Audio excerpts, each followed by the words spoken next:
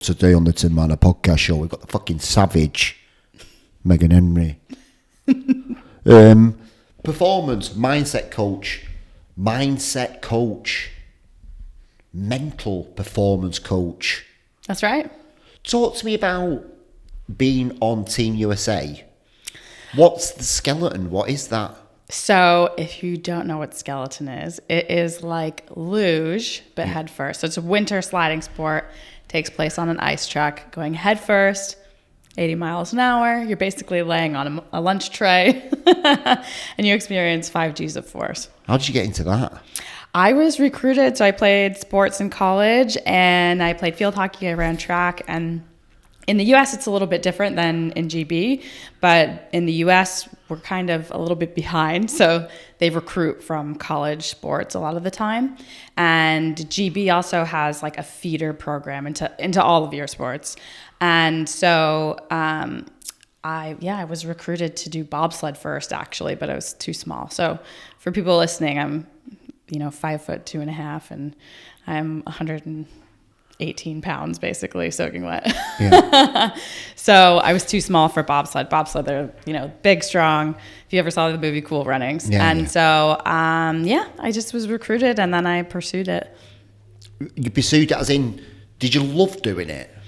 Yeah, I mean, I've kind of always been an adrenaline junkie. I've loved doing skydiving and jumping out of planes, roller coasters, doing sort of extreme things that are kind of testing you. Yeah. And so skeleton was a good fit, and because it combined that thrill seeking, but also the athleticism. And for my main focus for sports was field hockey for a long time, and that's because it's team oriented, you can kind of rely on other people. And so skeleton was a unique challenge because it required me it's just you and your results are all on you. And it really propelled me forward kind of into mindset stuff. I really got into meditation, for example, had to become very self-aware I was being so much of a perfectionist while competing, and it translates in your results in skeleton. So skeleton is interesting because it's very intense, but it's controlled chaos in a way. You have to be relaxed. So you have to be relaxed and okay with going head first 80 miles per hour and just being able to disconnect from your mistakes and stuff. So it was a really unique challenge. And did you get help with that, or in what way? For the mental aspect? For the mental sort of side of it. So I had to personally seek people out. Right. And I mean, the U.S. does provide, they have, sports psychologists for the U.S. Olympic and Paralympic Committee. But I sought out different people and I kind of explored what was best for me. But what were you looking for when you were searching for that coach? I knew that my mindset was what was holding me back from excelling. And it was... What was happening? Were you being scared or something? Was there fear coming? What was it? I think it was more the attachment to outcome and being... What do you mean by that? I think trying to really, really holding the outcome as so important versus having the intrinsic motivation to do something. Wow. And so for me, I found that holding the importance of the outcome led me to try and force it, because so my nickname's the Savage Meglet. Yeah. And that comes from just me having a lot of grit and resilience and perseverance and, being tough and all of that stuff. And the irony with skeleton and all sports truly is if you're trying to force something to happen, you create resistance. And that's true in life too, right? You create resistance when you're trying to force and you're super attached to something, even in a relationship, right? If you're I'm so needy and I need you, you create distance from the thing that you want. And so I was doing that with skeleton. I was trying to force it, and I was well, I'm the hardest worker, and I do all of this training, and I wake up at this time, and I eat this way, and trying to force that result versus being able to be present and enjoy the process and the journey of competing, and rather than forcing a result, allowing it to come naturally by just like being, if that makes sense. Yeah, totally. Yeah. Totally. Yeah, I mean, I'd say that a lot recently. A lot of people are doing and they're not being. And when you're doing stuff, you're kind of so focused on the outcome that you actually forget the beautiful moment in the thing, and you kind of relax a little bit and you actually get a better outcome by not actually. So it makes perfect sense, just in life in general as well. So how did you do that then? How did you be? What helped you not focus on the outcome? How did you switch? Truly, meditation was huge. I really got into meditation. When you say you got into meditation, what sort of meditation are you doing? I mean, I was doing like just Zen, like silent meditation a bit. Right. And then in recent years, I've really become a huge fan of Dr. Joe Dispenza. Right. And so I've been to a bunch of his retreats and just spent like extended amounts of time in meditation to be like develop that awareness of self, and also to create like the ability to be present. And I feel like today a lot of people want like instant gratification and things have to happen now, and we're constantly scrolling on our phones, and it's very difficult for someone to just be. And a lot of people, you'll notice they'll be really uncomfortable to sit in silence, or like, let's say you and I go out to a restaurant and I get up to go use the restroom, you're probably going to sit there and take out your phone, right? Because you're just like uncomfortable with being. And I'm not saying you'll do that, but in general, a lot of people do that because they can't just be. Yeah, there's a lot to be said about that, in the people not being able to like just sit in their own silence. A lot of people feel it really uncomfortable, don't they, with their own thoughts? Definitely, yeah. So the meditation that you're doing, is it more of a guided practice that you do now, or is it still sitting in silence? Are you doing some sort of mantra, or are you, what sort of... I like to do both. Right now, I've been like really deep in. I find it really interested, you know what I mean? Because I do bits of meditation. Well, I do meditation every day. Some days are like better than others, but I'm always wanting to get better at it. What you, come on, just tell me your sort of practice. Yeah, I mean, like right now I'm pretty deep into into Dr. Joe. So I do a lot of guided stuff. And then even more recently, I've gotten into some of the breath work, and which is super, super powerful, because people are constantly, and myself included, we tend to breathe really shallow, right? Especially if it's very stressful being a human these days. There's a lot going on. There's a lot that can grab your attention and take your thoughts elsewhere. And so we tend to breathe really, really shallow. And that's where you store stress in your body as well. And so if you can actually like sit for a minute and just take deep, full breaths, it's a really transformative practice. Yeah. So I've kind of started to incorporate that as well, whether that's like Wim Hof type breathing or any breathing practice. A friend of mine, she's a yoga practitioner. She travels the world and she does breath work and stuff as well, doing it. And she took me to the woods a couple of weeks back and showed me how to breathe. I do a lot of breath work, but like she just showed me this way of doing it when I'm doing the three-part breath to do certain things. I'm just like, it just changed the game. I've been doing breath work for ages, and she just showed, but like, I don't like the fact that she gave me a bit of a microdose before we went. So we had a little bit of mushrooms before we went and stuff. It just like, oh wow, I was just like, that's amazing. Next level. Well, it's crazy because you think that how powerful that is, because that's coming from inside of you, right? You're having this transformative experience that's coming from within you.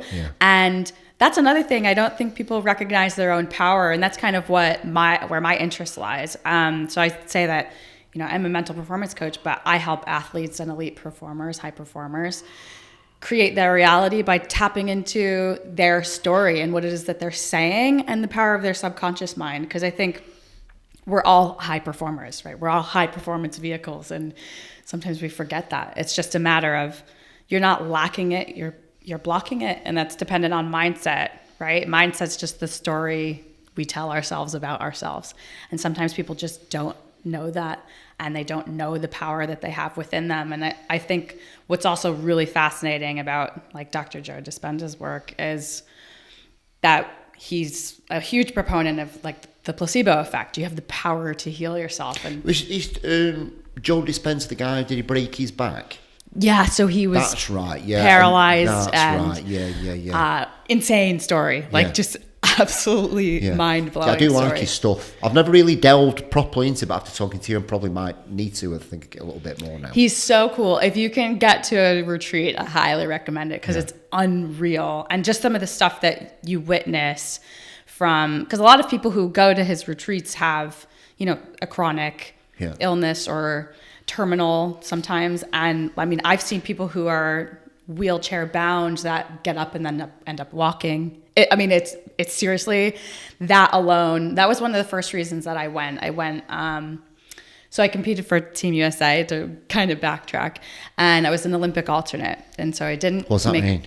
I was like the next person in line. I was the first person who didn't make the Olympic team, which was kind of a bummer. But leading up to it, I was like, I have to get to one of Dr. Joe's retreats. Like, this is my priority. And after COVID, he finally had a retreat that was in the United States.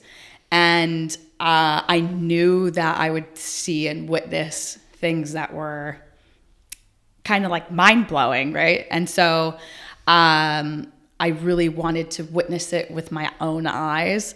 And I thought that would have a big impact on me and what I believe to be true and what is capable for human beings and for myself. And it was, but I think, so one of the reasons I didn't make the Olympic team is because of where my attention was going. And it kind of reverted back to the focusing on the outcomes, the attachment there, and the story that I was telling myself about, like, the importance of making this team. And so it was interesting because I kind of reverted back to what I wanted to avoid. But I learned so much in that process, and I believe that it makes me better equipped to help people now. So are you seeing this quite a lot, people focusing a lot on the outcomes? Because it's, the sort of self-entitled, I deserve this and I need this and I want this, and everybody's instead of actually just sitting with themselves and stuff. Definitely. And I think, there's a lot of pressure, and a lot is self-imposed pressure to perform and accomplish and achieve and do. And it's interesting, the stories that we tell ourselves about other people and their expectations of us, and which may not be true. Because actually, if you're walking on the street, people aren't really concerned about you. They've got their own stories in their mind that they're thinking about. So they're not really expecting you to do something or going to be as disappointed in you as you think that they might be if you don't achieve X, Y, and Z. And that's a huge interest of mine, just the psychology and how people think, why they think that way. And there's just the stories we tell ourselves, and how can we change the story and tell a better one and help us achieve what we want to accomplish. What do you love more, doing the competing or doing the sort of like the mental work now? Has it shifted over time? Are you still doing fitness? Are you still doing? Yeah. So I retired from skeleton last year, and I knew long before that I would be transitioning into mental performance. I knew that was the next step for me because I had such an interest in it while I was competing. And so I most recently competed in a Olympic weightlifting competition. So I'm still doing stuff I believe if you're going to be good at what you do, you have to be practicing it as well and applying it as well. Why have you gone to Olympic weightlifting? I used it in training for skeleton and just explosive power. Yeah, definitely. And so I'm 35 years old. So I competed in a Masters national championship, and I won the competition. Really? And so I'm a national champion, but the Masters level, and I dropped 2 weight classes. That's the first time you've done it? Yeah. Well, I've done Olympic lifting, like I said, in training. But not competitively? I did years ago, like in 2015, I competed, but not, because I was doing skeleton, it was just kind of like an aside. So this was the first like big competition that I did. So yeah. Got that, innit? Yeah, it was and good. You carry on doing it now? I'm not sure. So I dropped 2 weight classes, which is 10 kilos, which is a lot. I'm fairly small. So it was a lot of weight. So I was really tiny. I did it because I saw the opportunity, and that alone took a lot of, mental toughness to do that. And so I'm kind of like recovering from that and coming back from that. I would compete again for sure. I think that I'd like to explore other things athletically. Like what? Powerlifting, maybe masters track and field, and then also like fitness competition. I know people kind of are like, oh, well, bodybuilding, like they just go and they work out, but there's a lot that goes into it, and mindset is really big in there too. So I'd like to explore you say exploring and searching and just kind of, trying to get everything. Definitely. I really like competing. I really loved it. And that's the thing that I miss the most about like from skeleton. I loved competing. But you like individual events, not team events, where you're relying on yourself. I think there's more of a challenge there that is appealing, which is crazy because most of my life was team sports. And so I'm also in the military for the US. And one of the reasons I joined was because of that, like the team aspect. What do you mean you're in the military for the US? I'm in the Army for the US. Are you? Yeah. Fucking hell, you do everything, don't you? Yeah, I'm like a jack of all trades. How did that come about then? It was something that I wanted to do since I was really young. And it's funny because in the US, the like recruiters for the Army can go into the public high schools. And my high school and middle school, I don't know the terms that you use in the UK for those grade levels, but our school was attached, and I put my name. There was like a push-up competition that the recruiter was having, but you had to put your name and your like contact info so that they can recruit you, right? And I was like, oh, I'm gonna win this push-up competition. So you've always been a savage right from school, basically. Just definitely. It's so funny because how competitive are you? I feel like you're really competitive, but it can get a little bit like weird. Weird. I don't know about weird. I think, so last year my boyfriend and I played a beach volleyball game just for like shits and giggles, right? Yeah. And on vacation with my two friends. And I was like, yes, when we scored. And mind you, I have not played beach volleyball like ever. So it's funny because if I get into it, then I'll be really competitive. Yeah. But there's another side to me that is very, very shy.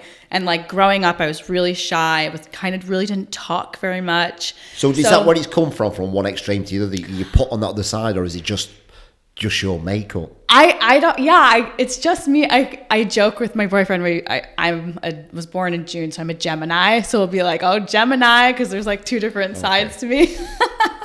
So, I mean, there's still, I feel like if I were to go and walk into a room, there's still a part of me that is like that introvert, that I'm not going to go and like overtake the room, right? But I'm going to observe the room first and kind of pick out like who it is that I get good vibes from and who would I associate with or want to have a conversation with. Yeah. And I'll go up and like speak to people, but I'm not going to just like go in and overtake the room. That's just not my personality.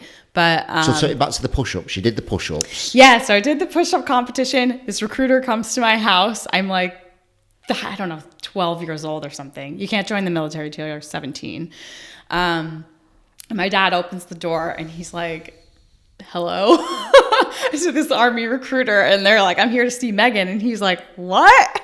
And to the guy's credit, he came in and he like talked to me about joining the military, and that stood out to me for a long time. And I just always had felt like it seems unusual, that, or is that like a regular thing in the US that they do that, or did they just see something in you that 12-year-old you were like fucking savage back then? I'm like, I think they probably were just trying to get their numbers, like right. They're just trying to hit their quota, but yeah.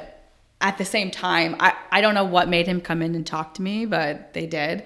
And what was it that resonated with you? What did he say that like stuck with you? I think I was just appreciative that because he knew that I wouldn't end up being someone that he recruited because I was so young. That stood out to me, but I always, it was like the honor of serving your country. And that was also what was cool about competing for Team USA, because I was competing for Team USA, but I also represented the Army World Class Athlete Program. And that was legit. That was so cool. But I always thought it was like an honorable thing to do to serve your country. That was one of the main reasons why I've joined. And, you know, I still think it's an honorable thing to do, but my perspective has kind of shifted a little bit on what I want. I'm still in the military. I'm in the reserve, but yeah, my perspective has shifted a bit. But what shifted in your head? Your perspective? What has shifted?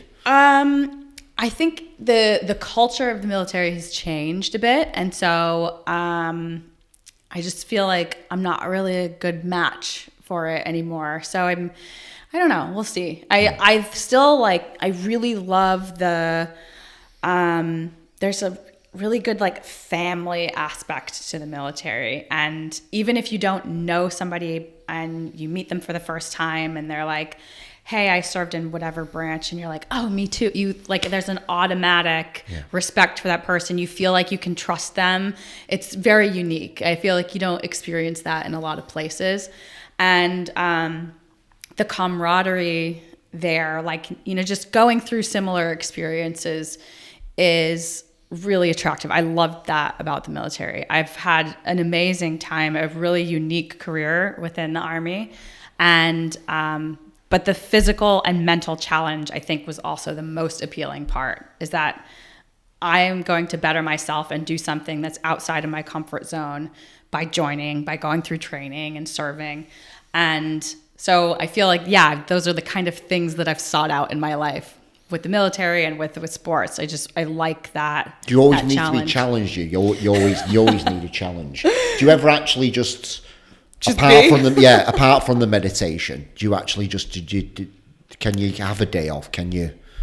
I do, but it makes me feel, I don't want to say bored, but yeah, it's like I feel like I'm not maximizing my potential. And I feel like it's almost being stagnant, right? Yeah. And so for me, like, we come to planet Earth and we have different drives and different desires for a reason. And mine was to express that athletically, to like bring that light and that power and express it athletically. And now also through the mindset. And I work with other people who aren't athletes, but that's where my passion lies, because there's so much that goes into sport and competing. There's like all of these aspects of the human experience that, you know, within just like a football game, for example, there's so many highs and lows that mimic life itself in just this like couple of hours, there's so many things that can transpire. And so I think that's what's so attractive to me about like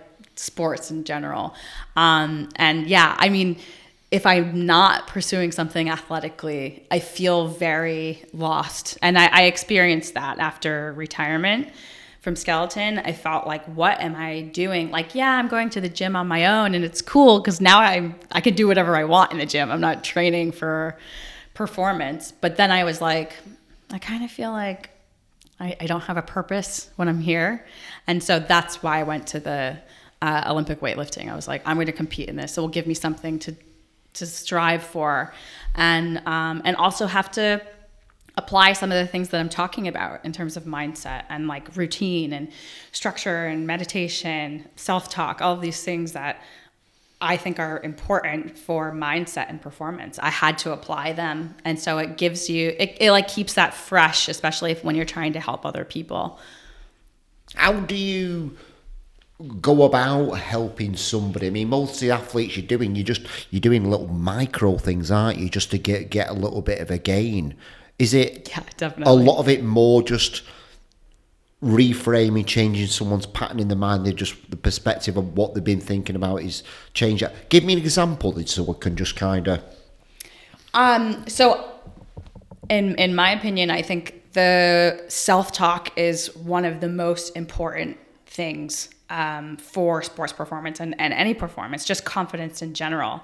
So I would say that a lot of it comes down to that, and getting clarity on what it is that you want and why. Because a lot of people are like, well, you know, I want to win this championship. but they don't know why they're doing it. Like, I want it just because, or because I want to inspire other people, or, you know, there should be a defining reason why, because that's what's going to carry you when you don't have the motivation to get up and go to the gym, or you feel like eating a bag of Cheetos in the middle of the night, or, you know, whatever it is. Having that defining reason can give you guidance. It kind of is that like endpoint on your GPS. And so defining that, what's your purpose, and having a clear vision for that and your goals. But also, we are naturally have a negativity bias, right? We naturally think of the worst case scenario. Everybody has that self-doubt, that fear, and all of that, like, negative self-talk. But it's a matter of, like, can you talk to yourself more than you listen? And identifying, for me, affirmations are huge, and they helped me accomplish so much as an athlete. And, like, can we identify some affirmations that are in line with what you want? Because you're basically brainwashing yourself to be like, this is the thing that I want, but it's also instruction for your subconscious mind, because it's just directing you to what it is that you want. And yeah. It's a tough one, that, isn't it? Because it's like, if somebody says, oh, I want that because I just want to win, I just want that. But what is it, the little person inside really wants that, because they've, right? Like, yeah. So do you get into that?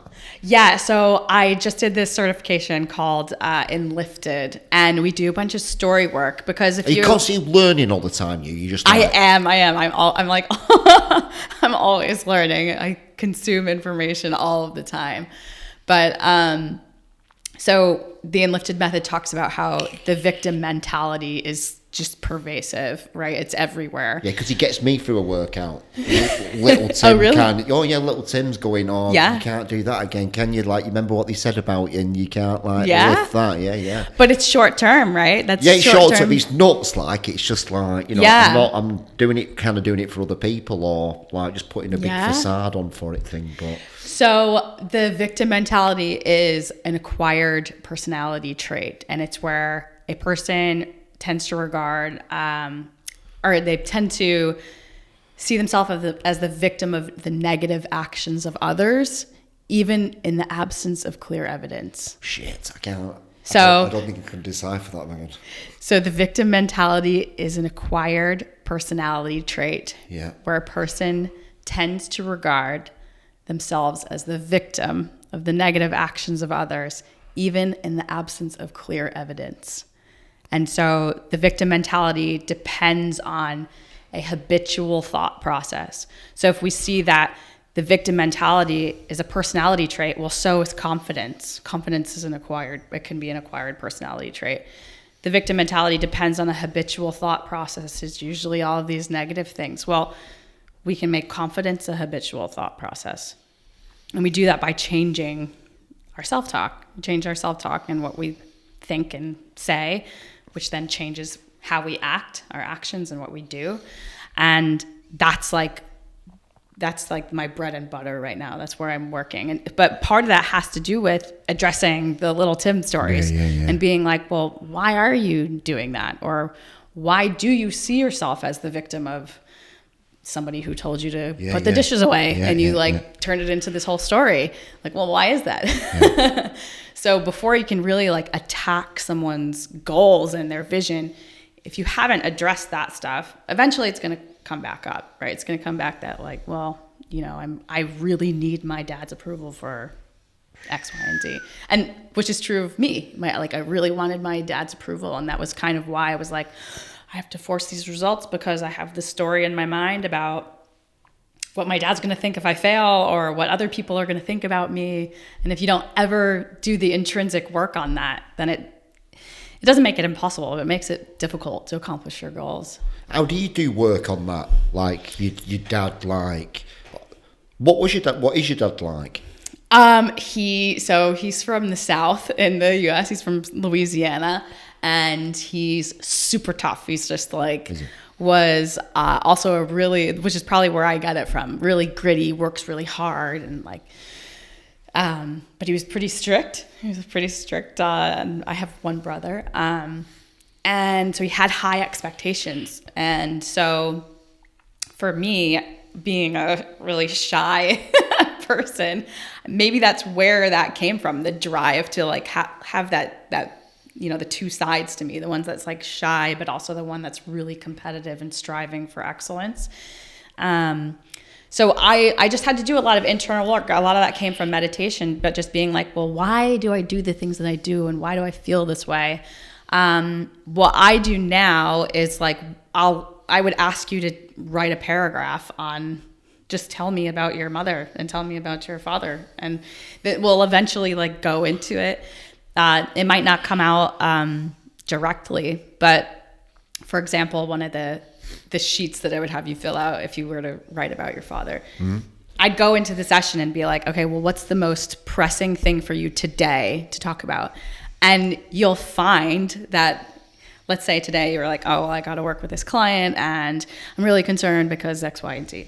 Well, somehow, because I would have read through your sheet, like somehow this thing from your past will come out. Like it's wild because it's all connected. Yeah. And it comes out somehow. Yeah, I don't think I want to do that. But it needs a lot of people don't. I think I love the self-talk. Now, when you say self-talk, you just sat there or you actually voice it out? I think it's so powerful to voice it out, vocalize it to yourself. Yeah. Shit. So I used to write stuff on the mirror I still do. I write it on the mirror in like dry erase marker, but I will say it to myself in the mirror because your voice carries a vibration and there's an energy to that. It's very different than you saying, well, Megan, you're really strong and you're really powerful, whatever it is. Yeah. It's very different coming from you than from me and hearing my own voice say it. It's really, really powerful, and it's really powerful for the subconscious mind as well, because that's what's directing your subconscious mind. And so you need to start doing that. Yeah. Yeah, you must start doing that. So a lot of people will say, you know, some generic affirmations which I just used, like I am strong and I am powerful. But if you want to supercharge your affirmations, I need to get underneath that. I need to layer it. If you want to supercharge it, you would use the word because it basically closes the loop for your brain. So your brain will be like, let's say I say that I am strong, and your brain's like, well, no, you're not, because this one time you failed that lift and you did, it's going to compile evidence to show you that you're wrong. Just stripping away the layers to get to, right, yeah. So if you add it, all you have to do is add in the word because. You could seriously be like, I am strong because the sky is blue. And your brain will be like, oh, okay. Just because it's closing the loop for your brain.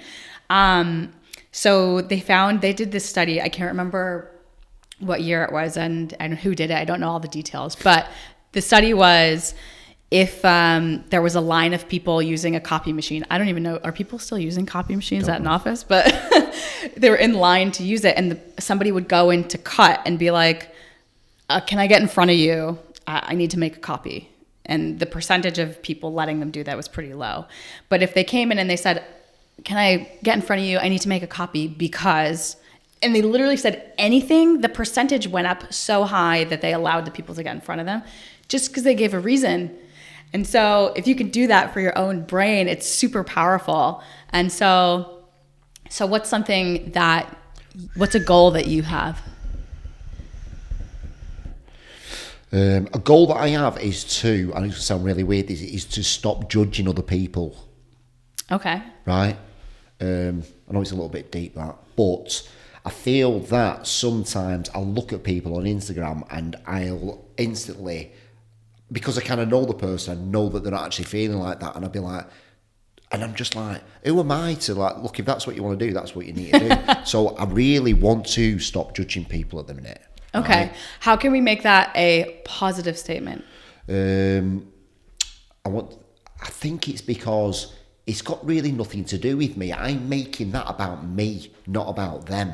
Okay. Right? And which is ridiculous. It's just nothing to do with me. But I'm making it about me again.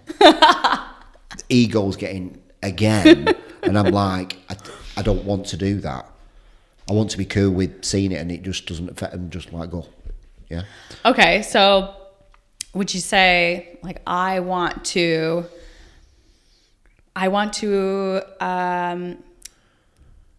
just want to see people for where they're at. How would you phrase that, I guess? Versus I want to stop judging people means I want to start doing what? It's hard, isn't it? It's so hard. Yeah.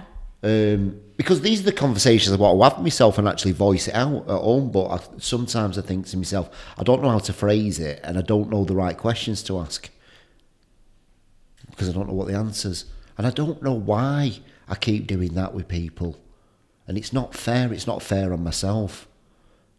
And is it the fact that maybe the fact that I don't want other people to judge me? For sure. Definitely. Yeah. That's a super powerful insight. Yeah. Can you Google what's the opposite of judgment? I don't have my phone. I have.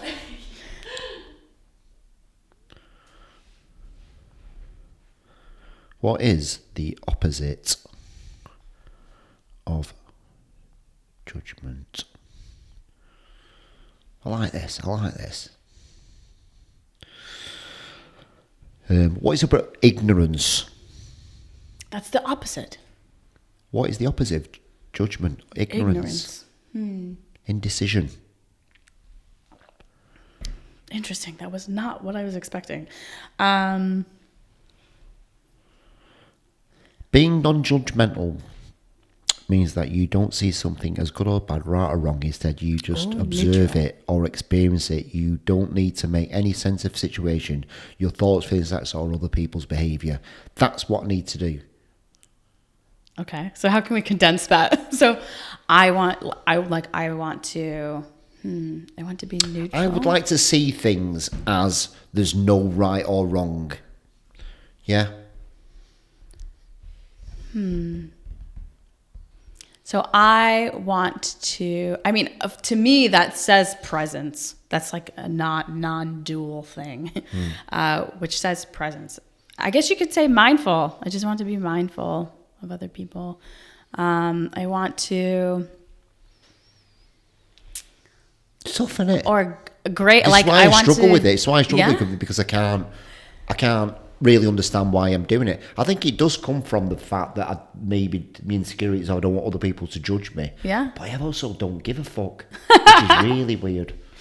I know. Well, that's like the unique aspect of the human, right? Yeah. You can have two experiences on the totally opposite ends of the spectrum. Maybe it would be that I want to exercise compassion. I want to be compassionate. Because you're just allowing and honoring their human experience, right? Without attaching meaning. So it's like because they can have every right to be like that and put that on. If we said I want to be compassionate, because I want to be compassionate because everybody's going through their own shit. Yeah. And then another way to kind of supercharge that would be like, well, what if I was compassionate? What if I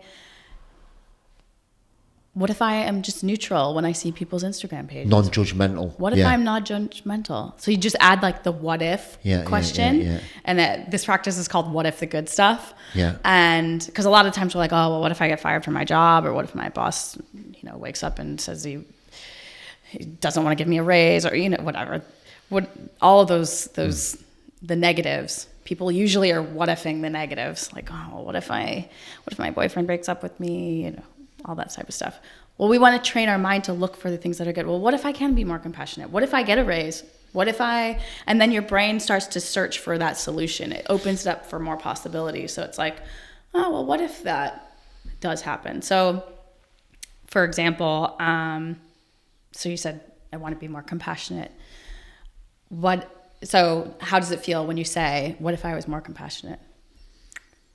Say it out loud. What if I was more compassionate and non-judgmental? How does that make you feel when you say it? It feels good because I feel like I'm taking... It doesn't mean anything anymore. when somebody puts something on, I'm just like, it's cool, you're going through your own human experience. Yeah. I don't need to attach myself to it. When I'm attaching myself to it, other people's human experiences. Good Definitely. that, that was good, solid. Yeah, it feels good, that. Yeah, cool, I like it. Yeah. I get it. I love it. It's just I've never known how to, like, it's hard and it's to get the questions and rephrase it, but by sitting with myself and going through this and asking the right questions and just going a couple of layers deeper. By going a couple of layers deeper, like you said, you supercharge it, don't you? Definitely. By asking those few questions that get into there. Yeah. So, yeah. And like a lot of people are scared to do that. Yeah. Like they are scared to really look inside and know the phrase "know thyself." That's so powerful because a lot of people don't know who they are and what they want and why they want it. They don't have those answers.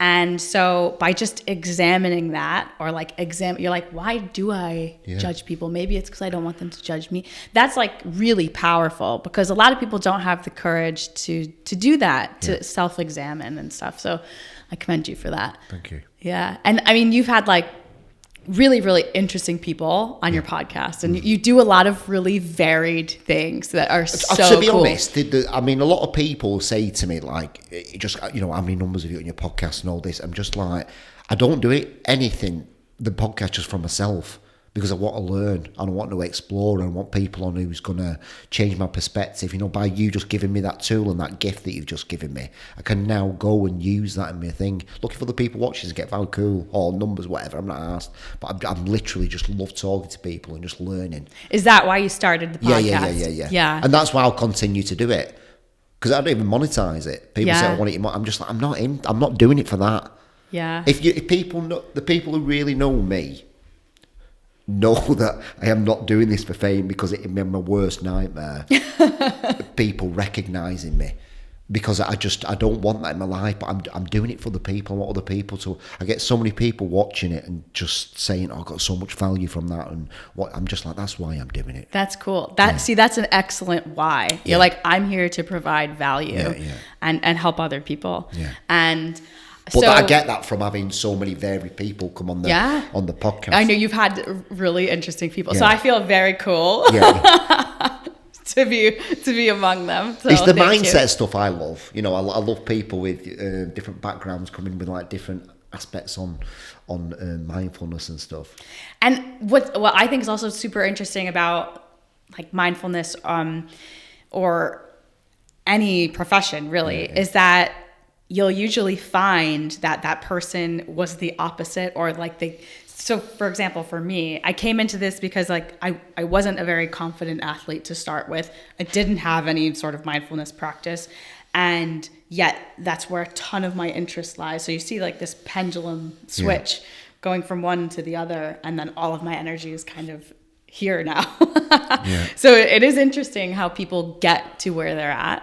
And so I love that you shared that. Like, I'm here because I'm super interested in having these conversations with people. And it always comes from insecurity, doesn't it, usually? Yeah, the best people, I think. Yeah, definitely. And trying to like overcome that. Yeah. And it's powerful. It's definitely powerful stuff. And so they probably had a mindset shift, and like you said, well, there's still like little Tim over here. Oh yeah, he's still not it's still sorted. there, yeah. I'm still talking to him. I'm still talking to him. Which probably will be the case for, you know, realistically for most people, that's always going to be there. I went with my friend last night and we did like a cold water dip in the pitch black. We set a fire up and stuff, and we got a stick and we put some petrol around it and walked into the thing. It was just like really tribal and stuff. That's so cool. Like I love that. Screaming and stuff. Yeah. It's just, I feel just there's layers upon layers upon layers upon layers. Like, I went to see a counsellor, and my counsellor gave me a gift of saying that you were abandoned as a child. And I broke that. I fucking just like, my head just went in the bin. And I thought that was it. I thought, right, okay, cool, done. I'm kind of fixed now, but nah. And then there's a layer under that, and a layer under that, and a layer under that, and a layer under that. And I'm just keep going and keep doing the work and just keep showing up every day. Just keep doing it, keep doing it. I heard some interesting stuff about like ancestral Yeah. and how that type of stuff carries on. And so That's what we were doing last night. oh really? It Like just started screaming. We were like screaming in the water. that's cool. Just Pitch black. pitch black, just with a hand torch. So how did that feel? Amazing. Just like, Freeing. That's Yeah, amazing. yeah. I love that. yeah. Super just that cool. barbaric York. Yeah. Yeah. Savage, maybe. Yeah, like proper savage. Yeah, it was meant. Have you done anything like that? Have you done anything sort of tribal, ancestral mushrooms, anything like that? So I've done like some of like the chanting type stuff I've done before. I would be totally interested in doing that. And that's freeing too. Just even like the chanting and like allowing yourself to yell and release that kind of information. Yeah. Release that feeling, because it's like, I think we spend a lot of time maybe not watching what we say, but you're like in public, you got to carry yourself a certain way, and maybe I shouldn't be just like screaming at somebody when I'm mad at them. So a lot of that stuff we like hold inside, and so to just release it in that way, I can imagine like was so freeing last night, and you're like in the dark. How cool that must have been. Yeah, well, a friend of mine, he's like, I don't know, he's just been given a gift. He's a healer, and we went up, and he knows every single like sort of like mantra, and so we did the Ganesh mantra, which is kind of releasing obstacles for a bit. Then you sit for silence for a bit. Then we did a bit of breath work, and you can feel it coming up, and it sits there. So then when you get in the water, you just kind of release it all like that. That is amazing. Sick. Isn't it fascinating how some people have, come to the planet in this iteration, whether you believe in that or not, and they are at just a higher level of consciousness. It's next level. Honestly. And like, but that's just like how they are, and they came to the planet like that. That type of stuff fascinates me too. It's just so like, in tuned with everything. But in my mind, that means that they've been here multiple times, right? And they've learned a ton of stuff, and they come to the planet, and their mission is to help others and pass on this information to show what's possible. But it always blows my mind when someone's like, that's them. Like, they're not putting on a front and like being overly happy and it's fake. Like, that's them and that's how they are. I'm always fascinated by those type of people. And they just have this like intuition and this knowing, and they walk the planet differently. They just walk the planet differently. That blows my mind. Definitely walks the planet differently. Yeah. It's amazing to be around the energy and stuff, be around him. He meditates for like 7 hours. Yeah. I'm just like, fucking, wow. I've done some really cool, so at like the Dr. Joe stuff, you do a ton of meditation, but this season before my Olympic year, I was meditating. I would wake up, I still will do this from time to time, but I was waking up at 3:30 in the morning. I would meditate for anywhere from an hour and a half to 3 hours. So I would meditate seated guided meditation for an hour and a half, and then I would get up and go and do a walking meditation, which is so powerful. You should definitely do it. What is it? I'll send you like some guided ones that are walking. It's funny because if you do it in public, because there's parts where you like you just are standing still and close your eyes. And but it's super powerful, because the whole purpose of doing a walking meditation is that a lot of people, when they meditate, they'll meditate and it's great and it's wonderful, and then they get up and they go about their day and they revert to their old self. So the whole point of doing a walking meditation is like, well, can you open your eyes and walk like that, right? Can you walk and be this person that you're trying to be in a meditative state, and have that compassion? Have that compassion. Sending me the little link. Yeah, definitely. Yeah. Oh, it's so cool. It's such a powerful experience. How long are you walking for? An hour. It's an hour meditation. Shit. Yeah. I mean, you don't have to do an hour to start. No, I'll definitely do an hour. Yeah. That's meant that. I've never even thought of that. I've never even thought of that. It's super cool. It's like, just finding different ways into it and seeing what you suit, because there's so many forms of breath work, there's so many forms of meditation. You've got to find the one that suits you, because everyone's individual. For sure. People try pushing it on you, you need to do it. I'm just like, no, just experience everything to see what works best for you. It's like having like a smorgasbord of stuff you gotta try. Yeah. And that's the same for anything like training programs and meal prep. Like what works for you might not work for me. Like I'm half your size. So like things just aren't going to be a one size fits all. And it's just finding what works for you. And is that really that's essentially what you do for people, isn't it? Is kind of seeing what suits best for them. And so when we go into some of the like for example, like I am compassionate because I would ask you, well, what do you prefer? Do you prefer saying I am compassionate or do you prefer saying I am not judgmental? Like I'm not here to tell you what the right answer is. I'm here to guide you and help you. But like about that, because I do feel like I need to say more non-judgmental than compassion because it doesn't feel right for me, my identity. Non-judgmental seems like it hits me. And so that's what's right for you. Yeah. And that's I think a huge blessing in like being a guide for someone else is that, like I said before, they're not lacking this, they're just blocking it. And you're just showing them the power that they have innately. And like, we all have this power within us. We all have it. And it's based off of the stories that we tell ourselves and what we're programming our subconscious mind with. And that's what we see reflected in our reality. And so like we have that power and it's just a matter of being shown that. And like you said, what works for you is you would prefer to say, I am not judgmental. That works for you. And like, okay, that's awesome. And I'm glad we found that out today. It's cool, isn't it? Yeah, super cool. Do you not work with other people apart from athletes? I do.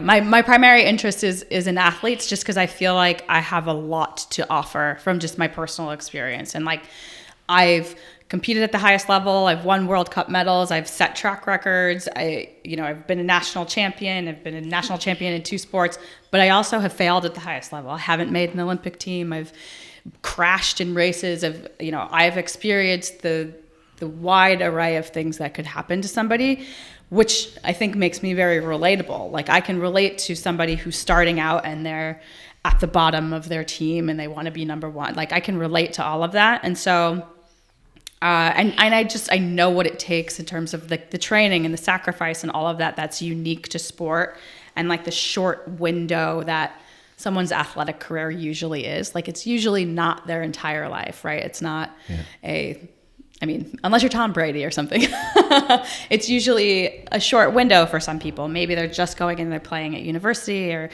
it's not usually a long-term thing. So I feel like I can provide a lot of value in the athletic arena. I feel like I provide value everywhere, but my bread and butter is within sports. That's your thing.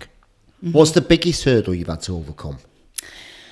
Oh, this is good. So I had blood clots prior to the 2014 Olympics. Yeah. And it was caused by a birth control. And I almost died from it. And so I went from I had just won national championships for skeleton. And later, like months later, I started a birth control. And I had been training 6 days a week, sometimes twice a day. And I started to have difficulty breathing. And we do a combine test, which is basically, doing sprints and lifts and all that type of stuff. You're just being assessed. And I could not even breathe and have a conversation with somebody. I jogged a lap around the track to warm up and I couldn't speak because I was having such a hard time breathing. I somehow finished this combine. I had the highest combine score. I don't know how. If you told me I had to repeat it in those same conditions, there's no way I could. So anyway, I ended up having blood clots in my lungs. And they told me, you may never be an athlete ever again. I was the season going into prior to the Olympic season. And so I had to sit out for a whole year. And that was like the biggest mind fuck because it was like, well, I went from training 6 days a week to I was in a hospital. I was bedridden for a week. And when I got out, I was allowed to walk for 10 minutes a day. That was what I was allowed to do. So it was a huge contrast, right? You're like at the peak of your like athleticism. And that was the strongest I have ever been. I was like the strongest, I felt so good at that time. And then it was like, you can walk for 10 minutes a day. And I was in and out of doctor's offices. I was basically in there, and there's like geriatric patients. So the contrast was so difficult mentally. And that's also probably where my interest in mindset came in, because I knew it was really important to have a goal and have a vision for me returning. Because at the time they were like, you might never be an athlete again. And I was like, well, no, that's not true. And there might be examples where that really isn't true for somebody, so it may be that you don't return. But for me, I knew like instinctively that was not true. And so I had to keep this vision of me returning to sport and competing alive. I had to, and that's what I was feeding myself. I was like, I'm still an athlete, and I'm super powerful, and X, Y, and Z, and feeding myself these positive thoughts, because even though my reality was not reflecting that was like the most difficult thing, is to hold on to this vision. And when your reality is not saying that. And I think that is really hard for people in general, to be like, how can I hold the faith that this thing that I want is there when my reality is not reflecting that? And so Napoleon Hill said the greatest application of applied faith is learning the art of keeping the mind focused on what it is that you want. And that takes a lot of self-discipline. And that is probably the biggest challenge that I had to overcome, was that. And coming back from being a national champion, going through the whole recovery of having blood clots and having something wrong with you that people can't see, which applies to a lot of people with like mental health issues and all of that. And then coming back from that, and I was like barely making the top 10 in skeleton, because skeleton's really unique, where you're only competing from October to March. So you can only do your sport in a 6-month time frame. And so if you're not doing the sport, people are leapfrogging you because they're getting more reps than you are. And so that was one of the hardest. And then also, during COVID, because I'm in the military, the Army did not let me compete the season before the Olympic year. And so I went from I was 8th in the world, I was number 1 in the US, and I had like the best season of my career. So I was trending upwards, or I was trending, and I wasn't allowed to compete. So I had to basically sit at home and watch someone else take my spot and not be doing my sport. And I did a lot of, mental like visualization and stuff, but there's a lot of nuances to skeleton and just being in a rhythm. And, you wouldn't see someone be like, oh, I'm just going to take the season off before the Olympics. I'm feeling really good. Like, they're just not going to do that.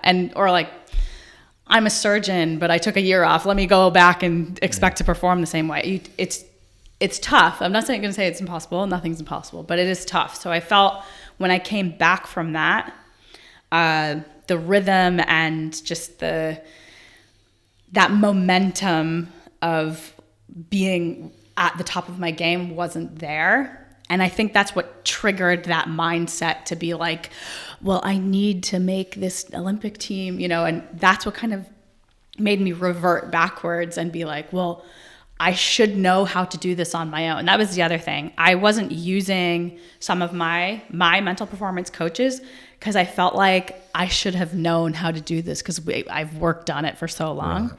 And so I would encourage people, like, a coach always needs a coach. You're never going negation acknowledged. You're the value that you get from utilizing mentors and support is so great that you're unlikely to be in a position where you no longer need it, right? Like, we're always improving and we're always trying to get better. And so for me, I felt like, well, I should know better. I'm stressed and I should know how to recalibrate my mind here. The ego gets in the way a lot. Yeah, totally. Yeah. And I couldn't do it on my own. And that's why I didn't make an Olympic team, so that's why I think, like, I can provide immense value for somebody and being like, all you need is someone to just give you a perspective shift. That's it. It's just a little shift in the right direction.